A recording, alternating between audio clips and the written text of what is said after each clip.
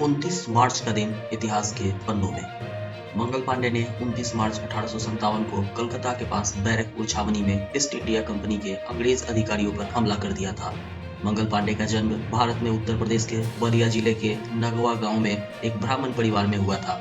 ब्राह्मण होने के कारण मंगल पांडे ने सन 1849 में 22 साल की उम्र में ब्रिटिश ईस्ट इंडिया कंपनी के अंग्रेज सेना में बंगाल नेटिव इन्फेंट्री की 34वीं बटालियन में भर्ती किए गए, जिसमें ज्यादा संख्या ब्राह्मणों की होती थी।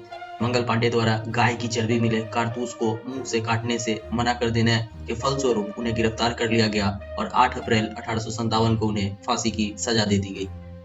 दूरदर्शन के प्रसिद्ध धारावाहिक रामायण में सुग्रीव की भूमिका निभाने वाले कलाकार श्याम सुंदर कलानी का निधन 29 मार्च 2020 को हुआ था। श्याम सुंदर कलानी का जन्म 1940 में मध्य प्रदेश के जबलपुर शहर में हुआ था।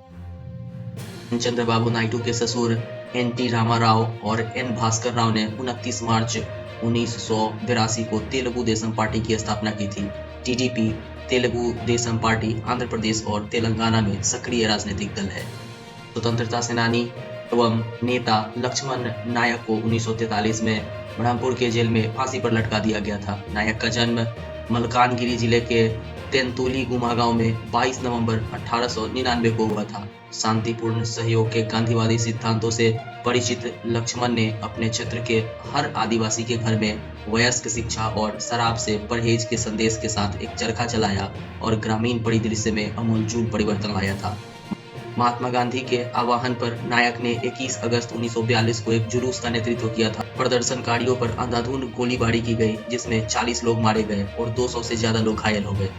प्रशासन ने नायक पर एक दोस्त की हत्या का मामला दर्ज किया और 29 मार्च 1943 को ब्रह्मपुर जेल में उन्हें फांसी की सजा दे दी गई। अदिति अशोक भारत की पहली गोल्फर हैं जिन्होंने ओलंपिक में भारत का प्रतिनिधित्व किया था। उनका जन्म 29 मार्च 1998 को बेंगलोर कर्नाटक में हुआ था। टोक्यो ओलंपिक 2020 में उन्होंने चौथा स्थान प्राप्त किया था।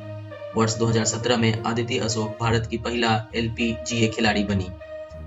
दिल्ली के उपराज्यपाल, त्रिपुरा, गोवा और उत्तर प्रदेश के भूतपूर्व राज्यपाल रमेश भंडारी का जन्म 29 मार्च 1928 में लाहौर में हुआ था।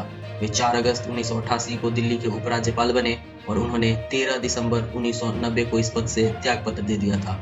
15 अगस्त 1993 को उन्हें त्रिपुरा का राज्यपाल नियुक्त किया गया और वे इस पद पर 16 जून 1995 तक बने रहे। 16 जून 1995 से 19 जुलाई 1996 तक वे गोवा के राज्यपाल रहे और 19 जुलाई 1996 को उन्हें उत्तर प्रदेश का राज्यपाल नियुक्त किया गया और वे इस पद पर 17 मार्च 1998 तक कार्यरत रहे। रमेश भंडारी का निधन 7 सितंबर 2013 को नई दिल्ली में हुआ था। हिंदी के प्रसिद्ध साहित्यकार सियाराम शरण गुप्त का असमय ही 29 मार्च 1963 को लंबी बीमारी के बाद निधन हो गया था। बहुमुखी प्रतिभा के साहित्यकार सियाराम शरण गुप्त का जन्म 4 सितंबर 1895 को सेठ रामचरण कनकने के परिवार में मैथिली शरण गुप्त के अनुज के रूप में चिरगांव, झांसी में हुआ था। प्राइमरी शिक्षा पूर्ण कर घर में ही गुजराती और उर्दू की भाषा उन्होंने सीखी। सन 1929 में वे राष्ट्रपिता महात्मा गांधी और कस्तूरबा के संपर्क में आए। उनकी पत्नी तथा पुत्रों का निधन असमय ही हो गया। मूलतः वे दुख, वेदना और करुणा के कवि बन गए।